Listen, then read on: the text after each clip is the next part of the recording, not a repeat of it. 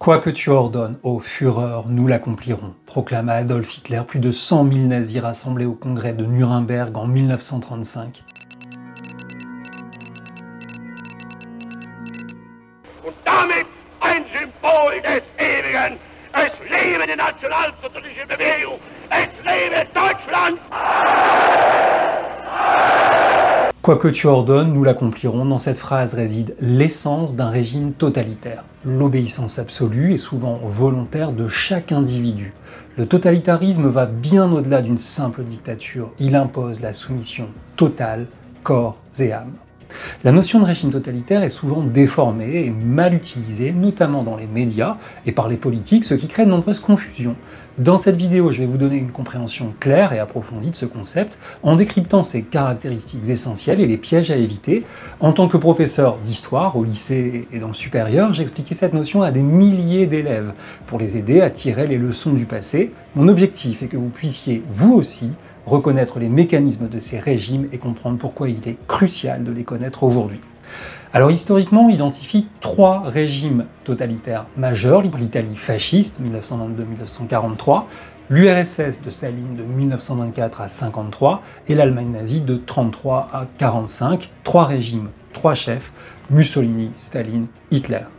D'autres régimes plus récents présentent des aspects totalitaires, mais je vous laisse tirer vos propres conclusions sur ce sujet. Après tout, une notion comme celle-ci est un outil pour comprendre et pour analyser, c'est pas une étiquette.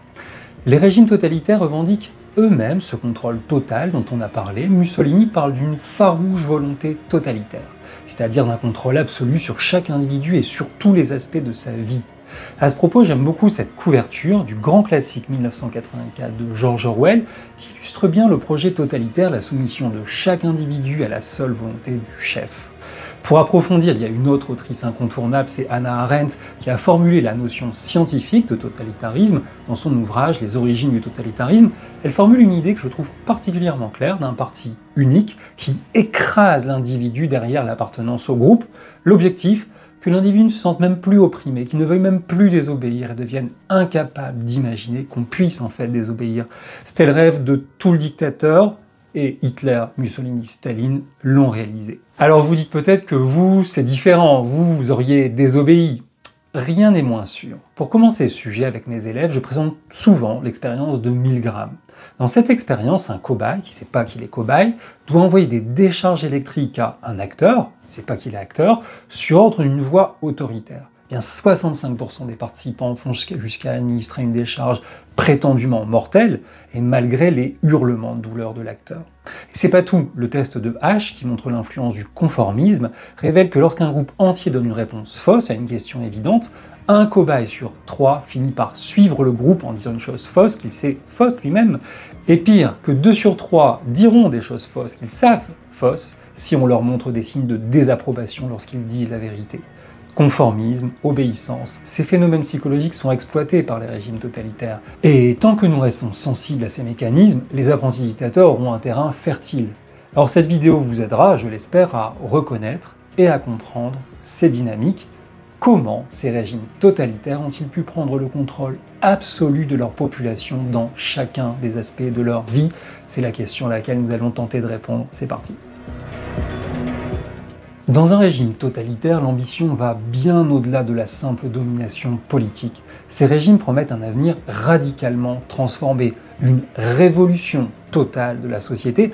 Le mot révolution, je pense qu'il est très important parce que il appelle la création de ce qu'on appelle un homme nouveau, un citoyen idéalisé, libéré de ses défauts, totalement dévoué au régime. Le concept d'homme nouveau est central dans ces trois régimes totalitaires, bien que chacun le réinterprète à sa manière. Pour le régime nazi, le concept d'homme nouveau, c'est bien sûr l'idéal arien, une figure raciale, mythifiée, qui incarnerait soi-disant la pureté de la race allemande. Hitler promet un Reich millénaire, comme il le dit souvent, donc le renouveau de l'Empire allemand. En fait, et je pense que c'est l'une des clés, Hitler promet de redonner au peuple allemand sa grandeur, alors que le pays traverse exactement la pire crise économique de son histoire. Les Allemands se sentent humiliés, ils sont réellement ruinés par ce qu'ils appellent le diktat de Versailles. Je fais le point sur ce sujet dans cette vidéo, que je vous conseille de regarder, sur l'impact dans le monde de la crise de 1929. Alors cette race aryenne, soi-disant supérieure, dominerait le monde de toute impureté, je cite, et qui devrait être éliminée, en particulier bien sûr les populations juives. Mais c'est pas tout, aussi toute personne handicapée, les homosexuels, les Roms. Ce monde meilleur promis par le nazisme, c'est en fait une société fondée sur une hiérarchie des races fondamentalement raciste, où les individus sont animés par la haine de l'autre et sont fascinés pour être à la fois soumis au chef, mais totalement impitoyables envers les ennemis de la nation. En URSS, sous Staline, l'homme nouveau, c'est le prolétaire, un ouvrier ou un paysan discipliné, enthousiaste, engagé pour le bien collectif et la construction d'une nouvelle société sans classe sociale, c'est-à-dire sans riches et pauvres. Le marteau de l'ouvrier et la faucille du paysan sont bien sûr les symboles du régime soviétique. Le temps des prolétaires, c'est, selon la formule et la promesse du communisme de Karl Marx dans son manifeste en 1848, de mettre fin à la propriété et de mettre en commun toutes les richesses. Alors ce projet de transformation, il est bien sûr colossal, il faut collectiviser toutes les terres, dans les fameux kolkhozes, les fermes collectives, planifier toute l'économie, puis mobiliser les masses derrière ce projet à travers des figures presque inventées, toutes pièces par la propagande, comme Stakhanov, qui accomplissait des tâches à des cadences infernales, en fait pour tout dire, impossible. Ici, le monde meilleur promis, c'est une société égalitaire, construite par des individus qui abandonneraient leur individualité propre pour se fondre dans la grande machine collective du projet communiste.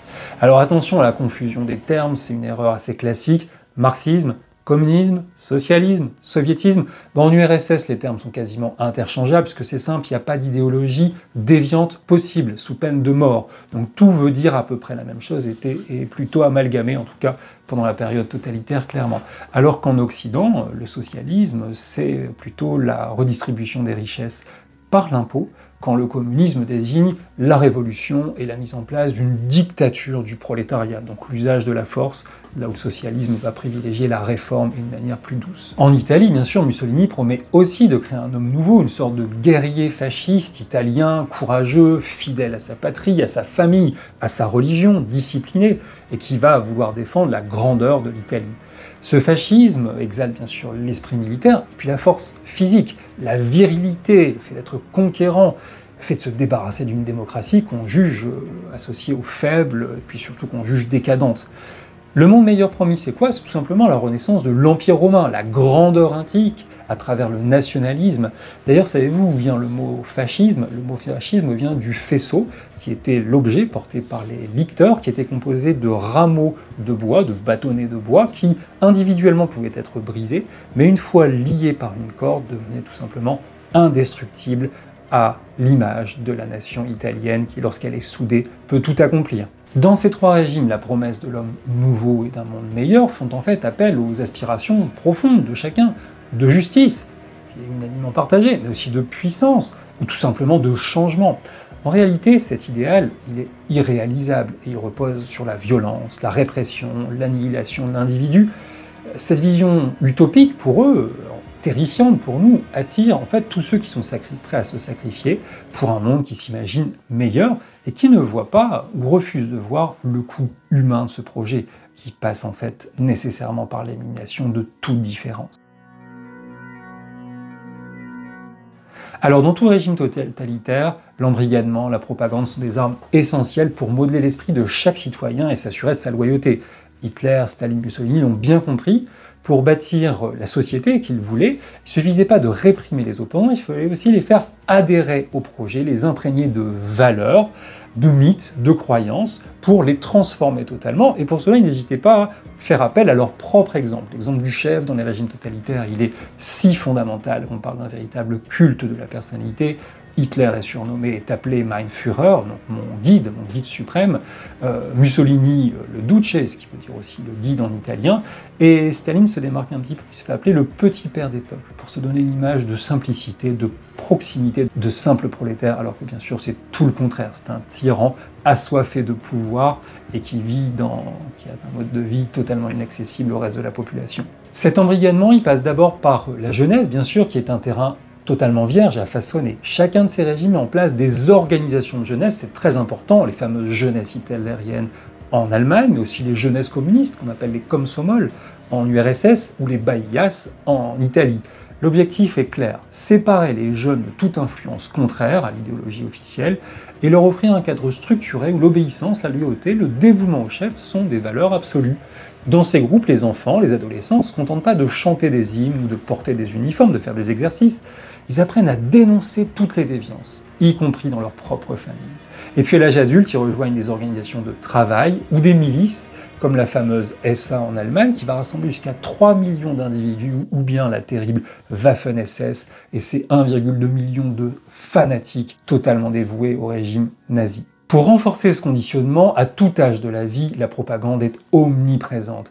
La propagande, il faut savoir la définir, c'est l'ensemble des moyens mis en œuvre pour imposer une façon de penser. Ces régimes saturent l'espace public de messages, d'images, de symboles, très importants, des symboles qui glorifient le pouvoir en place. C'est bien sûr la croix gammée des nazis, la faucille, le marteau des communistes, on l'a vu, ou le faisceau des fascistes. Un outil nouveau, le cinéma, qui est largement mobilisé. Je vous ai montré en introduction un extrait du Triomphe de la volonté, sorti en 1935, qui est une œuvre de propagande commandée par Hitler.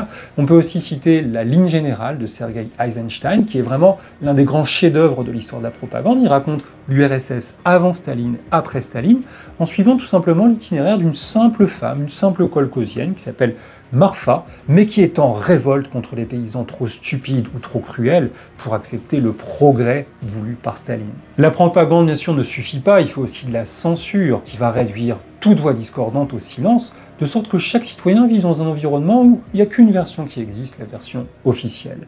Les régimes vont même plus loin en façonnant tout un langage pour contrôler les pensées, c'est très bien montré dans le livre 1984 que je vous recommande, c'est un chef-d'œuvre.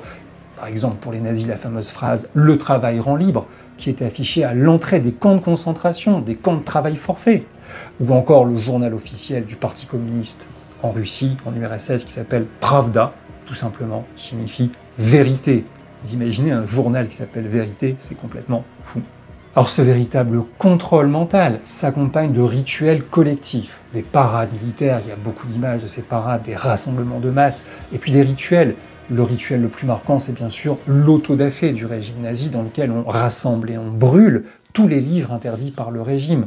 En rendant cette idéologie omniprésente partout autour de soi, ces régimes arrivent à créer un peuple totalement docile, dévoué, prêt à défendre jusqu'à la mort une vision du monde qu'on lui a imposée, et c'est là vraiment l'essence du régime autoritaire. Je parlais de soumission volontaire. Alors pour imposer cette autorité totale, ces régimes ont aussi utilisé bien sûr la terreur, et c'est une caractéristique essentielle, la terreur comme instrument de contrôle, de répression. Alors la terreur contre qui? D'abord contre cette minorité qui résisterait mieux au contrôle mental que les autres. Vous vous souvenez de l'expérience de Milgram, c'est 35% qui s'opposent à la voie autoritaire. Mais aussi puisque très rapidement la dissidence s'essouffle ou disparaît, contre des gens qui font partie du parti officiel, mais qui pourraient gêner ou déplaire à certains, aux chefs, et puis enfin bien sûr contre les ennemis de l'intérieur, proclamés comme tels, qui deviennent les cibles privilégiées. Dans l'Allemagne nazie, la terreur prend bien sûr principalement la forme de la persécution des ennemis de la race, comme les appellent les Aryens, les Juifs bien sûr, mais aussi les Roms, les personnes handicapées, les homosexuels, qui sont tous qualifiés d'indésirables par les régimes. La Gestapo, qui est la police politique du régime, et la SS, l'escadron de protection de Hitler, traque les rares opposants avant de se tourner totalement vers l'arrestation et la persécution des ennemis de l'intérieur. Le 9-10 novembre 1938, date à retenir, c'est la nuit cristal qui marque vraiment le début du déchaînement de la violence contre les Juifs et des déportations. Les camps de concentration, puis plus tard les camps d'extermination, deviennent ces instruments de terreur absolue qui vont éliminer massivement et conduire à la Shoah, l'extermination programmée des Juifs d'Europe. Par ce climat de peur généralisé, il n'y a plus beaucoup de place pour la contestation. On évite de faire un acte qui pourrait être interprété, associé à un acte de dissidence. Notons que la terreur s'abat fréquemment contre les adeptes eux-mêmes du régime. Citons notamment la Nuit des Longs Couteaux en 1934, où Hitler décide d'éliminer la SA, la section d'assaut qui l'a pourtant conduit au pouvoir, et son chef, Ernst Röhm, qui était le plus proche compagnon de route de Hitler dans sa prise de pouvoir. En URSS, Staline utilise la terreur pour renforcer son pouvoir et éliminer toute opposition. Alors bien sûr, on s'attaque aux riches, aux bourgeois, aux paysans aisés, les fameux koulaks, mais on s'attaque aussi aux membres du Parti communiste. Ce sont les grands procès de Moscou en 1936-1938, qui sont de véritables purges. Des milliers de responsables communistes, de militaires, d'intellectuels favorables pourtant aux communistes sont arrêtés, exécutés sur des accusations fabriquées de toutes pièces. Le NKVD, la police secrète, infiltre toutes les couches de la société, pousse les citoyens à dénoncer leurs voisins, leurs amis, leurs collègues, parfois même leur propre famille. Et on envoie au goulag, les camps de travaux forcés en Sibérie, toute personne qui déplaît au régime. Des millions de personnes sont déportées. On parle du chiffre de 30 millions de personnes déportées dans les camps de concentration, dans les camps de travail du goulag, et des millions de victimes de faim, de froid, de maladie ou tout simplement d'épuisement. En Italie, Mussolini recourt également à la violence, mais la terreur est moins systématique que dans les deux autres régimes. La milice fasciste, qu'on appelle les chemises noires, emploie des méthodes brutales pour réprimer les opposants, notamment les communistes ou les syndicalistes. Il y a aussi une police politique, l'OVRA, ce qui signifie Organisation de surveillance et de répression de l'antifascisme, qui traque donc toutes les paroles dissidentes. Puis on a des tribunaux spéciaux qui condamnent sans véritable procès tous ceux qui peuvent être perçus comme une menace.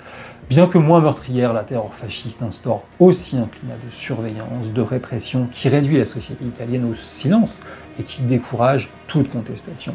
Alors au terme de cette étude comparée, nous pouvons résumer sous la forme d'un schéma les caractéristiques communes des régimes totalitaires. Ce schéma reprend le plan de cette vidéo et met en avant les trois caractéristiques fondamentales du totalitarisme, c'est-à-dire une dictature, oui, mais une dictature contrôlée par un parti unique qui écrase l'individu derrière l'appartenance au groupe. C'était les termes d'Hannah Arendt, au nom de l'avènement d'une société nouvelle et d'un homme nouveau. Les trois caractéristiques essentielles qu'il faut retenir, c'est la promesse d'une société nouvelle qui repose sur l'idéologie, l'encadrement des masses qui s'accompagne d'un culte du chef, et enfin bien sûr l'usage généralisé de la terreur. On le voit, les points communs sont nombreux. Alors bien sûr, le fascisme et le nazisme sont des idéologies plus compatibles, parce que le communisme s'oppose radicalement aux deux premières. Bien sûr, l'idéal communiste repose sur une valeur d'égalité positive, quand le nazisme et le fascisme reposent au contraire sur la discrimination raciale. Mais j'aimerais quand même insister sur la proximité de ces régimes, fondamentalement, qui ont été prêts à mettre de côté leurs différences au nom d'une haine commune plus grande, la haine de nos démocraties. En 1936, l'axe-Rome-Berlin consacre l'alliance des régimes italiens et allemands, mais en 1939, l'URSS noue en secret le terrible pacte germano-soviétique qui prévoit de se partager la Pologne une fois que l'Allemagne aura déclaré la guerre. Les projets de soi-disant monde meilleur de ces régimes nous ont donc plongé dans la période la plus sombre de notre histoire, celle des génocides, des 60 millions de victimes de la guerre d'anéantissement. Et dans les années qui ont précédé, tous ceux qui auraient pu l'empêcher ont préféré regarder ailleurs. C'est la fameuse conférence de Munich. Hitler est élu démocratiquement chancelier le 30 janvier 1933 avec 43% des voix, seulement, pas une vraie majorité, mais dès le mois de mars, il prend les pleins pouvoirs. En 1938, il envahit la Tchécoslovaquie, jure que c'est fini, qu'après ça, il n'y aura plus rien. Et un an plus tard, la Seconde Guerre mondiale commence, avec le soutien de Mussolini et la bénédiction de Staline, l'idéologie justifiée, tout, y compris l'autodestruction.